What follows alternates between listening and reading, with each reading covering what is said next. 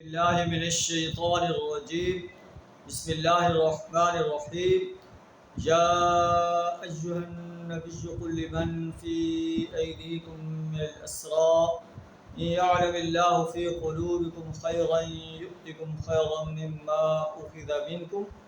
ویغفر لکم واللہ غفور رحیم وإن يريدوا خيانتك فقد خانوا الله من قبل فأمكن منهم واللہ علیم حکیم صدق اللہ العظیم۔ سورہ انفال آیت نمبر 70 اور 71 آپ کے سامنے تلاوت کی ہے۔ اس آیت میں اللہ تعالیٰ ارشاد فرما رہا ہے، اے نبی صلی اللہ علیہ وسلم، قل لمن فی ایدیکم من الاسریٰ، جو قیدی آپ کے قبضے میں ہیں بدر کے میدان میں جو ہے لوگ قید ہو کر آئے ہیں، ان میں سے اکثر لوگ کہتے تھے کہ ہم تو ایمان لائے ہوئے تھے، ہم مجبوراً جو ہے جنگ بدر میں شریک ہوئے اپنے رشتہ داروں کے پریشر کی وجہ سے، تو ہم سے فدیہ نہ لیا جائے۔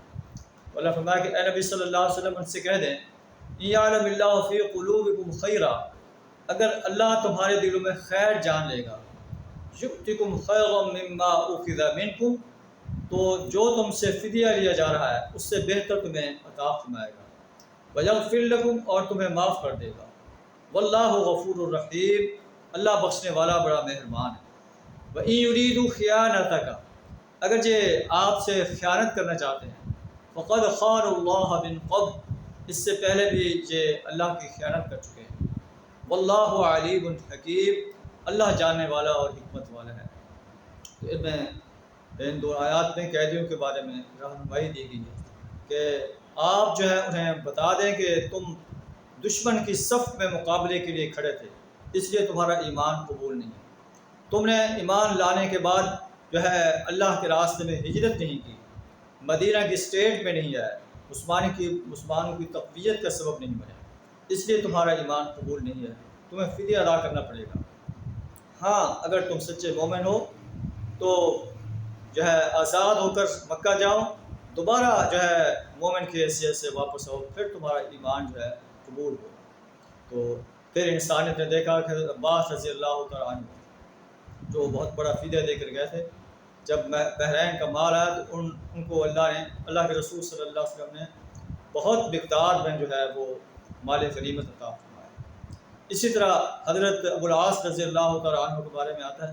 کہ ان کے فدیے میں ان کی زوجہ محترمہ حضرت زینب رضی اللہ تعالیٰ عنہ نے ایک ہار بھیجا جو ان کو ان کی والدہ حضرت خدیجہ رضی اللہ تعالیٰ عنہ نے دیا تھا۔ آپ نے اس ہار کو دیکھا تو آپ کی آنکھوں سے آنسو آ گئے، اور آپ نے صحابہ سے درخواست کی کہ یہ ہار واپس کر دیا جائے، یہ میری زوجہ کی نشانی ہے، تو صحابہ کرام اس پر راضی ہوئے۔ اسی انداز سے جب نبی صلی اللہ علیہ وسلم نے عباس رضی اللہ تعالیٰ عنہ کی کراہٹ کو دیکھا، جو وہ رسیوں میں جکڑے ہوئے تھے اور کرا رہے تھے، تو نبی صلی اللہ علیہ وسلم نے ان کو کوئی جو ہے استثناء نہیں دیا، سب جو ہے قیدیوں کے ساتھ یکساں سلوک کیا۔ جب آپ کی تکلیف جو ہے انہیں دیکھ کر بڑھ گئی تو آپ نے سب قیدیوں کے رسی جو ہے وہ بند جو ہے ڈھیلے کرنے کا حکم دیا۔ تو نبی صلی اللہ علیہ وسلم کا یہ مثال ہے کہ آپ نے سب قیدیوں کے ساتھ یکساں سلوک کیا۔ تو اللہ سے دعا تعالیٰ ہمیں بھی سچا مومن بننے کی توفیق عطا فرمائے، انصاف کا جو نظام ہے اپنے آپ پر بھی اور اپنے اس ملک پر قائم کرنے کے لیے جد و جہد کرنے کی توفیق عطا فرمائے۔ وآخر دعوانا الحمد للہ رب العالمین۔